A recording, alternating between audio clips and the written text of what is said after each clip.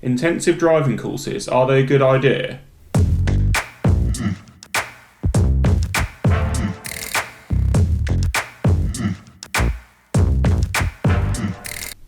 Often also known as crash courses, intensive courses have some benefits. You typically should pass your test quicker, as the sort of ones I'm talking about are ones you do in a week. So in a week you do 30 to 35 hours. So you could start your lessons on Monday, and then the following Monday you could have your full licence. So you could pass very quickly. Also, the amount of hours you need could be less than normal, as there's no chance if you're forgetting things. Because if you've learned parallel parking on, say, day 2, by day 4 you should really still remember how to do it. But I think intensive courses only work for certain people under certain circumstances. A lot of people they won't work for. The first thing to consider when doing an intensive course is you're going to be paying for it all in one go. Typically up to £1,000, sometimes more. So obviously you've got to have the money available to do that. And then once you've paid that money, you're not going to be able to get a refund. Unless, of course, you cancel quite a few weeks before the course is due to start. You're not going to be able to get a refund if you're sick a few days before the course. You're going to lose your money. Of course, also, because you can't get a refund when the course has started, you could, for example, do the first lesson with your driving instructor and not like them at all. You just don't get on with them. They're not working for you. But at that point, it's too late. You've basically committed to it and you're not going to be able to get a refund. With a big driving school, you might be able to get another driving instructor, but quite unlikely that if you start on Monday, you don't like the instructor on Monday, it's quite unlikely you'll get another instructor on the Tuesday. The instructors won't just be sitting around waiting for someone to take out, really. So you're going to be stuck with them, really. So to avoid this problem, make sure you do your research before you book an intensive course. Look at the reviews for that company, and particularly about that instructor, because bear in mind the company could have some really good instructors, but some not so good instructors. And if you get one of the not so good instructors, then you could have just wasted your money. For example, if I look on Trustpilot for some of these 1 week companies, one of the companies, I won't mention the name, on average has got 2 stars out of 5, 80% bad reviews. So watch out for some companies. And by the way, a lot of those things are saying that basically, what's this one here saying? They're not answering the phone, they've taken £587 and they've got nothing but a theory test. So the company's taken the money but not allocated to the instructor, and it repeats in quite a lot of the reviews for this company. And this other company has got an average of 4 stars out of 5, so that's a bit better, but still 24% of those are bad reviews and 5% are poor reviews, but they did get 66% excellent reviews. So again, you've just got to be careful with a big company. You don't know who your instructor is going to be like. So basically, make sure you do your research on the company you're going to go with and make sure you're going to get a good instructor and then it's more likely to work. Now, the other thing to bear in mind of an intensive course, typically, like I say, you'll do a week's worth of lessons, about 30-35 hours, then you'll do your driving test the following week. If within that 30-35 hours, you're nowhere near ready for your test after you've done those hours, your instructor may well not take you on the test on the following week. As a good instructor shouldn't take you to test if you're nowhere near ready. And the examiners won't like that as well. They're going to get a very bad reputation from the examiners if they're taking people to tests that are nowhere near ready. So instructors just don't like doing it. It's not something they should be doing.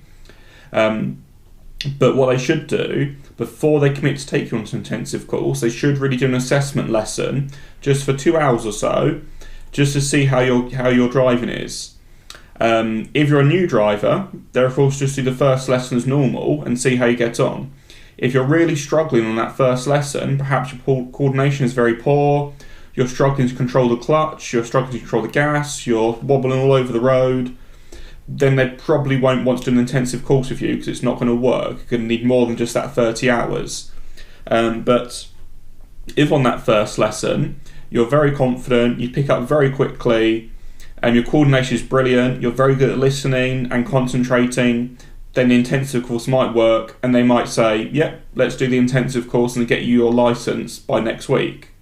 Now also, because you're going to be doing a test the following week, it is going to of course add a lot of pressure that you've got to get ready within that first week to be ready for the test the following week.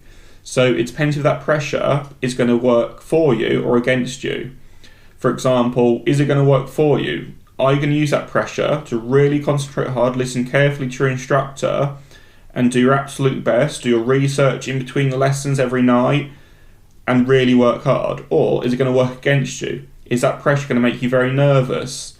And then is that going to affect your driving in a negative way? If so, it probably wouldn't work best for you in an intensive course. It's probably best to do your regular lessons.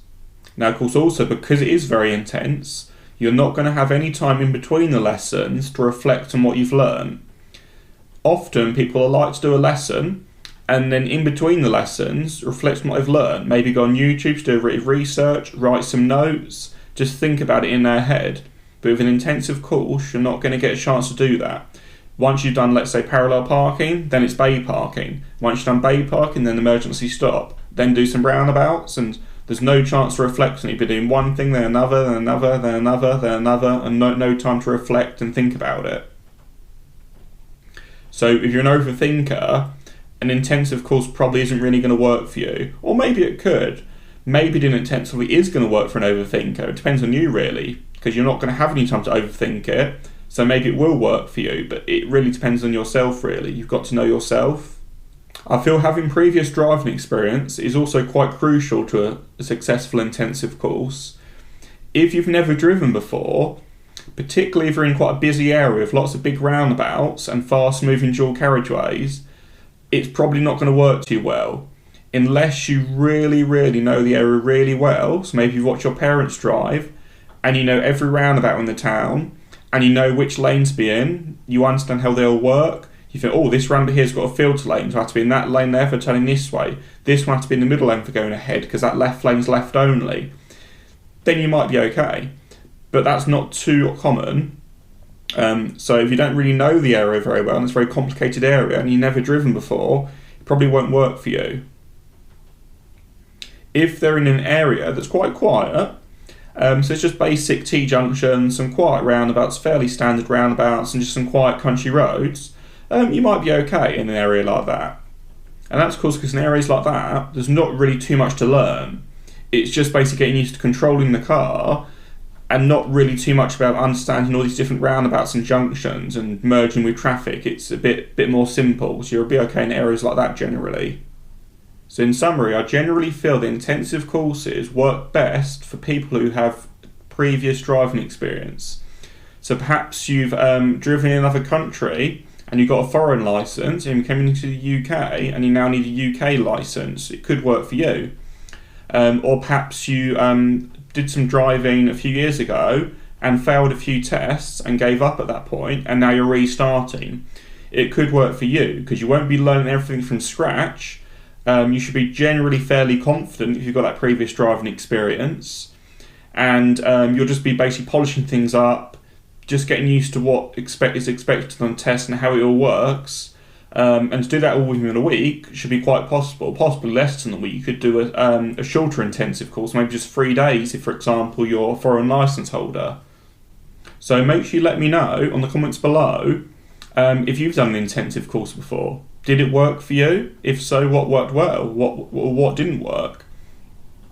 Also, if you considered doing an intensive course, if you didn't do it, why not? Let me know in the comments below so we can all share our thoughts and ideas.